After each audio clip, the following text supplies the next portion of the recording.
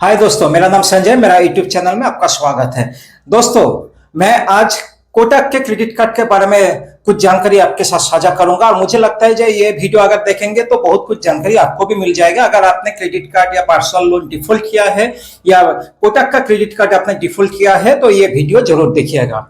देखिए दोस्तों, मैं भी बहुत साल से कोटक का क्रेडिट कार्ड यूज कर रहा था। मैं कोई एडवोकेट नहीं हूँ, ना ही कोई एजेंसी का आदमी नहीं हूँ, मैं खुद डिफॉल्टर हूँ। मैं बहुत साल से क्रेडिट कार्ड यूज कर रहा था, कोटक का भी यूज किया, लेकिन मेरा मेडिकल इश्यू आ गया था और मेरा जो जॉब लॉस हो गया था, इस कारण मैं पैसा दे नहीं पाया और डिफॉल्ट किया।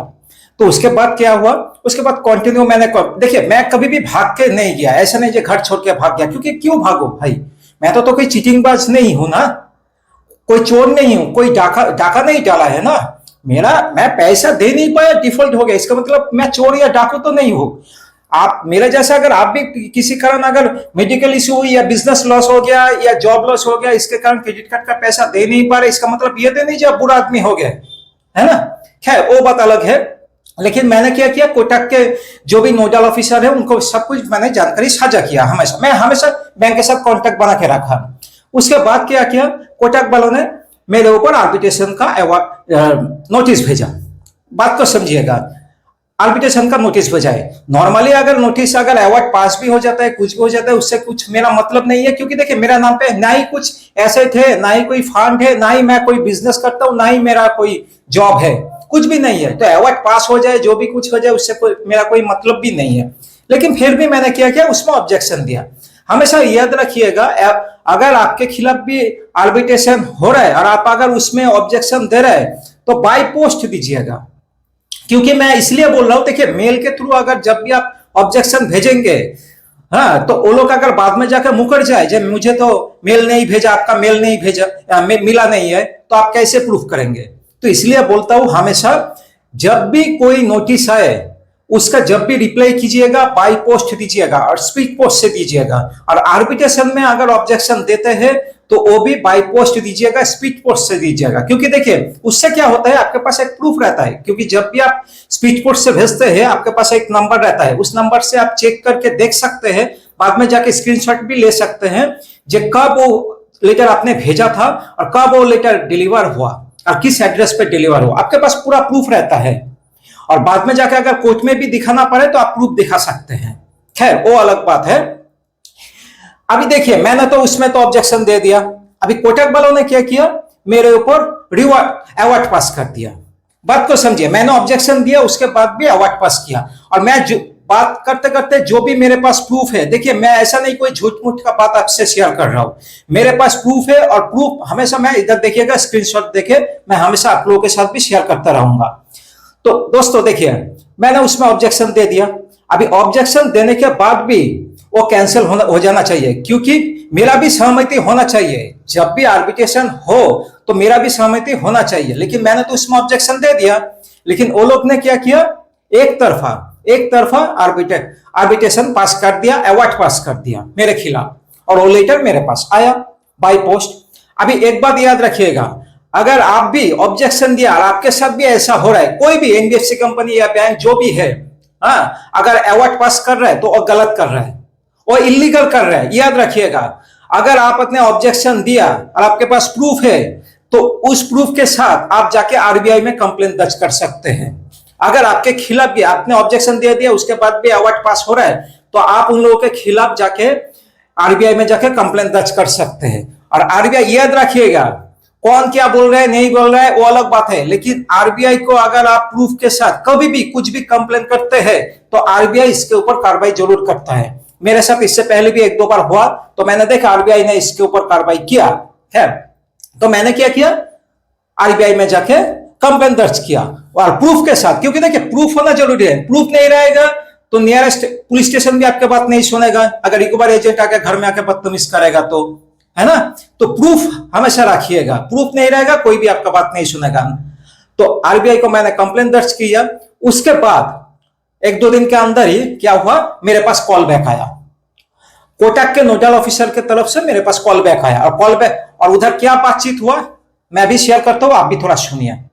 Kotak Mahindra bank nodal escalation bank. हाँ जी। Is it right time to speak to you sir? हाँ जी। ये सही समय है बात से हाँ बात करने के हाँ हाँ बिल्कुल बोलिए। लिए? ये कॉल आपने आरबीआई में कंप्लेन की है रिगार्डिंग आपने एक ऑब्जेक्शन लेटर इशू किया था हाँ अगेंस्ट जी, द हाँ जी, एब्यूरेटर प्रोसीडिंग, हाँ जी, but despite of that stay you will आपको एक्स पार्टी अवार्ड रिसीव हुआ है डेटेड 26 फरवरी। हाँ जी।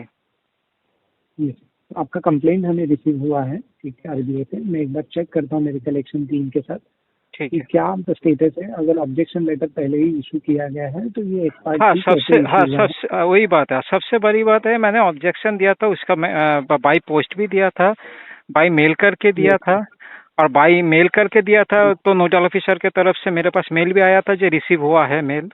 अच्छा, बाई पोस्ट भेजा था उसका भी मेरे पास रिसीट है जो बाई पोस्ट भेजा गया था, और एक बार नहीं 2-3 बार भेजा गया था, 2-4 बार। हाँ, तो उसके बाद भी ये अवार्ड कैसे पास हो सकता है?